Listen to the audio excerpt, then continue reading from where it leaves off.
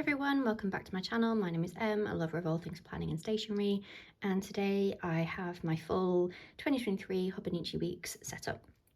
If you saw my last video, which I will link if in case you missed it, I shared all of the planners that I'm using for 2023 and then said I would follow up with in-depth videos of kind of exactly how I've set everything up and how I'll be using it. So today I'm going to be sharing my weeks, and if you didn't see the prior video, I was gifted this absolutely gorgeous limited edition Moomin Weeks. I say, well, yeah, they're all, I guess, a lot of them are limited edition because a lot of them only run once a year, but I guess you could call this a special edition because you can't buy this on the Hobonichi website. You have to either order it through Etsy or I think some people use Shopee and things like that. So yeah, hard to get a hold of in this country, but my wonderful other half, he found me and gifted me it, and I'm so glad he did because this is gorgeous, and now it means that I probably want the Moomin one every single year. Yeah, let's see how that goes.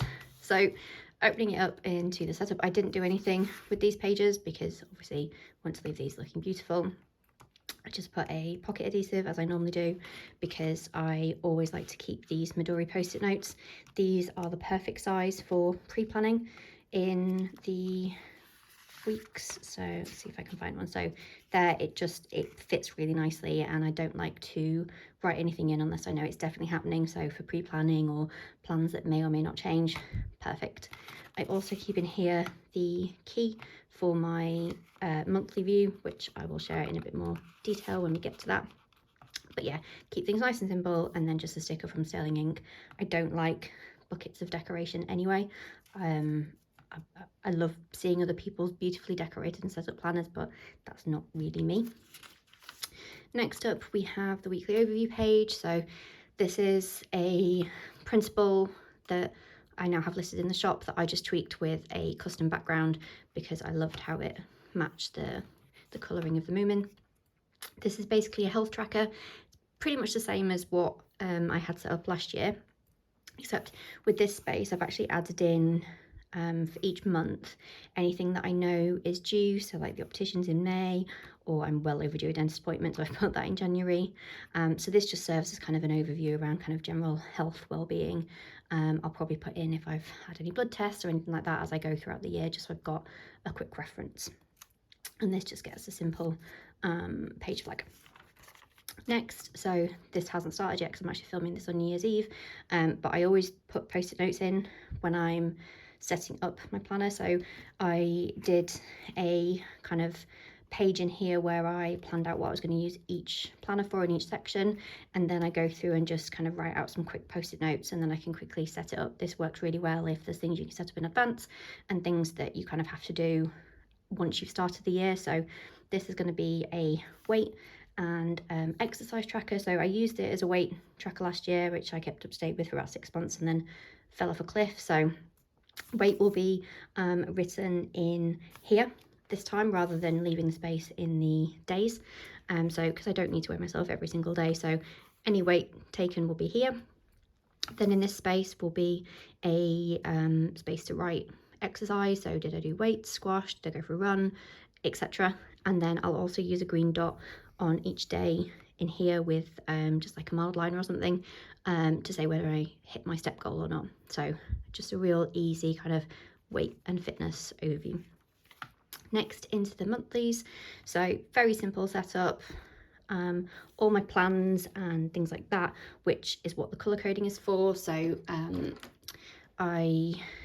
because the mild liners don't seemingly have numbers or names or anything, and also I didn't want to be faffing around looking, I actually kind of marked up these in terms of what they are, but then also made a code in here.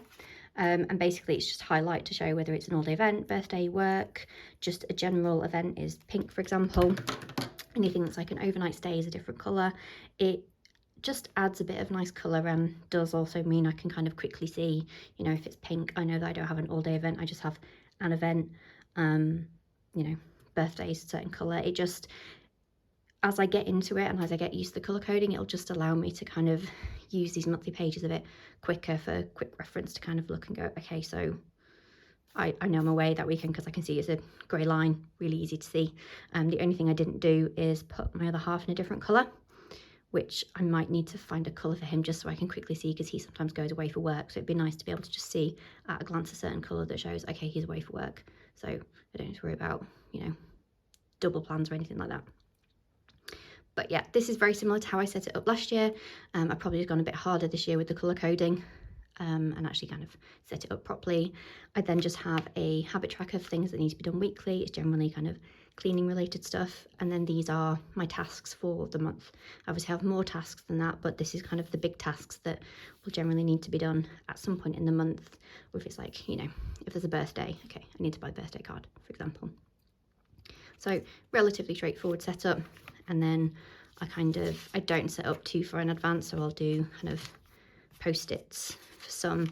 I did start writing in ones that I knew was going to happen, because one of the things that did annoy me last year was I put in a load of post-it notes and then waited until kind of the last week of the month to then start setting up the following month, and I didn't kind of like having that hanging over my head. So I did more this year in terms of actually kind of semi-starting to set up the month. As much as I enjoy doing a monthly setup and, you know, sit down half an hour, if it got to the start of the month and I hadn't done it, I then did feel a little bit like I was on the back foot. So actually I'm going to make a bit more of a habit of at least putting in plans, writing them in if I know that they're for definite, and then come, you know, towards the start of the month, if the only thing that I need to do is put in my to-dos for the month, then, you know, it will just feel like less of an effort and less of a big issue. It's like here, I already know that those two will be due next month, so I've written them in already. In terms of the weeklies, so not much has changed again in terms of how I'm generally using it. I've just kind of tweaked a few bits. So left hand side is plans, right hand side is date specific to-dos. I then started kind of playing with doing a little bit of journaling, not massive, just kind of a overview of the day. What, you know, what did I do, any highlight, things like that, nothing massive.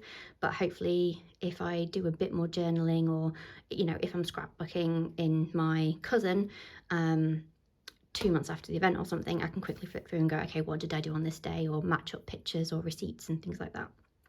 I then have general to-dos that need to be done at any point in the week.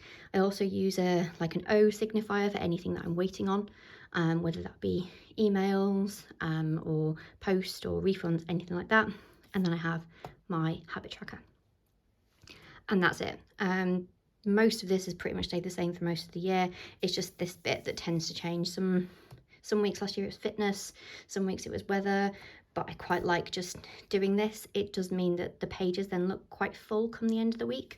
Something that I found in my 2022 one, that a completed week just felt a bit more full, particularly if, you know, I'm not doing huge amounts of to-do through the week. Like that looks a bit empty. I mean, that's very empty, but that just looks a little bit too empty and minimalist for me. I enjoy having a bit more writing on the page. So that is the weekly pages, and then we go into the notes pages. So last year I probably used the most notes pages I ever have in a week's, and let's see, I think I had, yeah, one empty page, and that's it. I've never bought the mega. I know I've never needed it, but this year was the closest I came to actually filling it. And a lot of it I found was actually packing lists, because I'd always write a new packing list, and it's the perfect planner to write because you can just take it around the house while you're packing. So I have worked on that to try and not waste as many pages and actually use the notes pages for more useful things than the same packing list over and over again. But first things first, I use this for my financial planning. I'm not going to obviously show you what it looks like, but I have written blog posts around how I do it. It's a very simple setup, but I do log everything that I spend in the planner as part of my kind of budget tracking process. It helps me keep accountable more than anything else, because if I know that I have to write every single spend, you bet it makes me think twice sometimes around just either multiple spends or big spends, if I know that I then have to add it in, tot it up and go, oh, I've actually, you know, smashed my budget and I'm only on week 2 of a 4-week month or whatever it is. So at the start of the notes pages, I have just left enough pages to do the year's worth of budgeting. I've then added in a kind of generic packing list. So this will probably get added to over time, but what I've tried to do is basically just make a standard packing list that will cover me for most trips. So there'll be specific things. So, you know, if I'm going away for a party, then I'll need to remember a, you know, party dress, or if it's fancy dress, things like that. But this should in theory cover the bulk of my packing. Then I either just need to kind of tick it off with a friction pen or a pencil so I can rub it out, or if I'm using my phone as my list so I can take that around the house, for example, I can just write it in.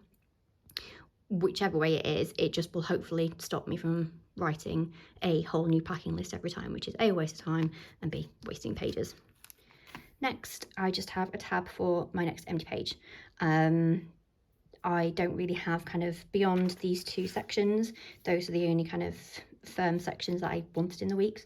The rest will just be kept for any notes. So it might be planning a YouTube video or notes from phone calls, anything like that. I don't do any kind of like bullet journaling or daily journaling in the notes pages like some people do. Another reason why I don't buy the Mega.